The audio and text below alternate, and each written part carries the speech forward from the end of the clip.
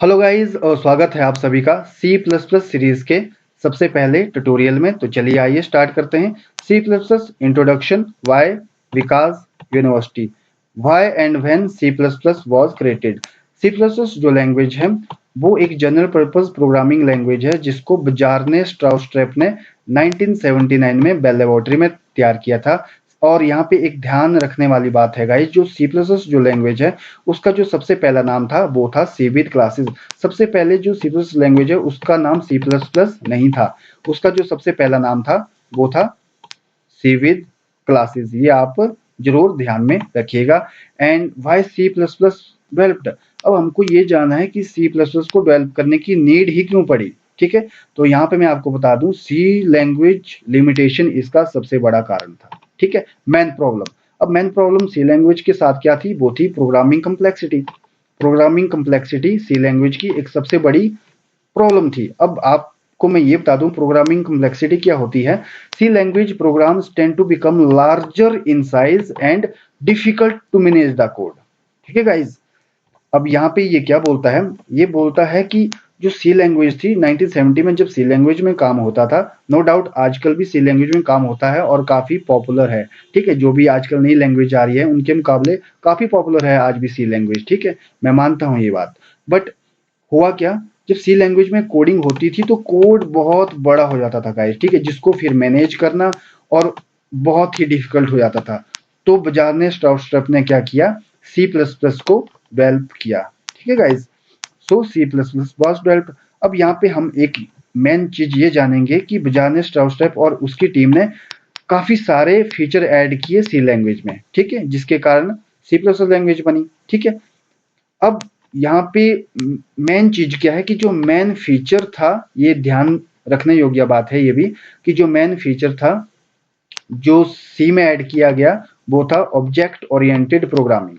Object oriented programming OOP. ठीक है, OOP को सी में ऐड कर दिया गया, जिससे क्या हुआ, सी प्लस प्लस बनी, जिससे सी प्लस प्लस बनी। And the new language called C with class. अब ध्यान रखने योग्य ये बात ही मैंने आपको पहले ही बता दिया था कि सी प्लस प्लस का सबसे पहला नाम था सी विद क्लास। अब सी विद क्लास इसका नाम क्यों पड़ा, इसके पीछे कोई तो रीजन होगा। उसके पीछे यही रीजन था गाइज, मेन फीचर जो ऐड किया गया सी में वो था ऑब्जेक्ट ओरिएंटेड प्रोग्रामिंग। और ऑब्जेक्ट ओरिएंटेड का जो सबसे मेन फीचर है, मतलब कि मेन पार्ट है, वो है क्लास, ऑब्जेक्ट एंड क्लास। ठीक है, तभी सी का नाम रखा गया सी विद, सी प्लस का नाम रखा गया सी विद क्लासेस।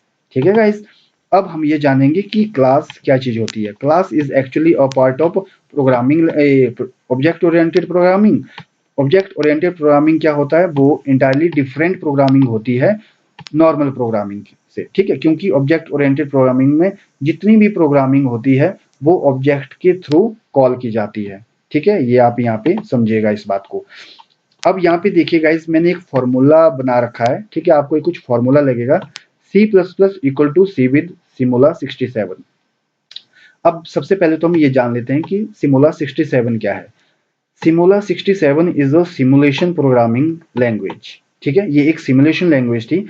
अब हुआ क्या, सी जो लैंग्वेज थी उसको बनाया गया सी के फीचर को जोड़ के और सिमुला 67 के फीचर को जोड़ के। ठीक है, इसलिए मैंने यहाँ पे लिखा है C plus plus equal to C with Simula 67।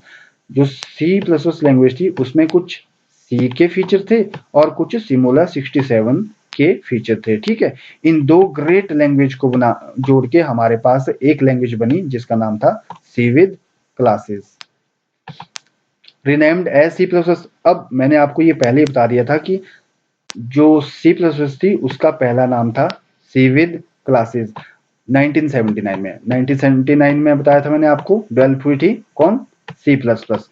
अब उस टाइम उसका नाम क्या था, उस टाइम उसका नाम था सी विद क्लासेस। फिर क्या हुआ, 1983 में 4 साल बाद, अप्रोक्स 4 साल बाद इसका नाम रखा गया सी प्लस प्लस। और इंटरेस्टिंग बात जो थी वो ये थी कि जो ये प्लस प्लस है ये एक ऑपरेटर था सी का।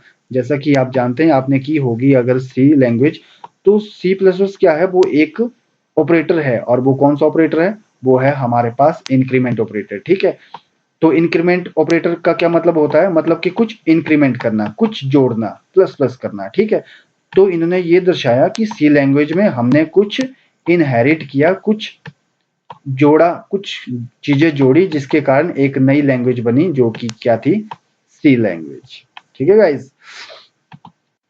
अब यहाँ पे देखिए सी लैंग्वेज जो है वो क्या है, वो एक मिडिल लेवल लैंग्वेज है, ना ही ये लो लेवल लैंग्वेज है और ना ही ये हाई लेवल लैंग्वेज है, क्योंकि काफी इसमें काफी कंफ्यूज रहते हैं कि सी लैंग्वेज कौन सी लैंग्वेज है। कुछ बोलते हैं कि ये हाई लेवल लैंग्वेज है और कुछ बोलते हैं कि ये एक लो लेवल लैंग्वेज है, बट ये ना ही लो लेवल लैंग्वेज है और ना ही हाई लेवल लैंग्वेज है। ठीक है।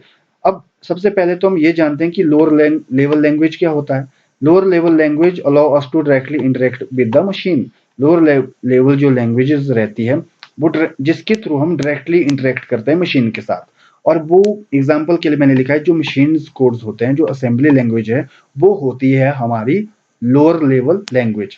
अब जानते हैं हायर लेवल लैंग्वेज कौन सी होती है। Is a language which programmer write his program in almost human readable language. ठीक है।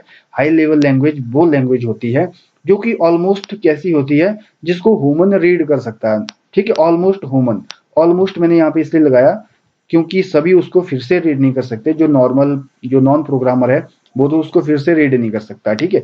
रीड तो ऑलमोस्ट कर सकता है बट उसको आइडिया नहीं लगेगा कि ये लिखा क्या है। ठीक है। तभी यहाँ पे ऑलमोस्ट का मैंने यूज किया। ठीक है। अब आप बोलेंगे कि मिडिल लेवल लैंग्वेज क्या होती है। मिडिल लेवल लैंग्वेज गाइज वो होती है जो कि जिसमें कुछ फीचर होते हैं लो लेवल लैंग्वेज की और कुछ फीचर होते हैं हाई लेवल लैंग्वेज के। ठीक है। वो होती है हमारी मिडिल लेवल लैंग्वेज। इसलिए सी प्लस प्लस क्या है, जिसमें कुछ फीचर है लोअर लेवल लैंग्वेज के भी, और सी प्लस प्लस में फीचर है हायर लेवल लैंग्वेजेस के भी। ठीक है। अब सबसे इंपॉर्टेंट की एडवांटेज क्या है सी प्लस प्लस की। सबसे पहली एडवांटेज है एफिशिएंट लैंग्वेज। ये काफी एफिशिएंट है, फास्ट है, रिलायबल है और बेटर अंडरस्टैंडिंग ऑफ ओओपी। ठीक है। अगर आपको ओओपी को समझना है तो आपको सी प्लस प्लस करना ही पड़ेगा, जिससे आप बेटर अंडरस्टैंड करेंगे किसको, ओओपी को। ठीक है। और ओओपी के मेन फीचर क्या रहेंगे, classes, object, inheritance, polymorphism, etcetera. ठीक है गाइस। अब यहाँ पे सबसे जो मेन फीचर है use of C plus plus language. अगर हमने सी प्लस प्लस लैंग्वेज सीख भी ली तो हम करेंगे क्या उसका। ठीक है। तो सी प्लस लैंग्वेज में क्या क्या चीजें बनती है तो मैं आपको ये बता दूं गाइज।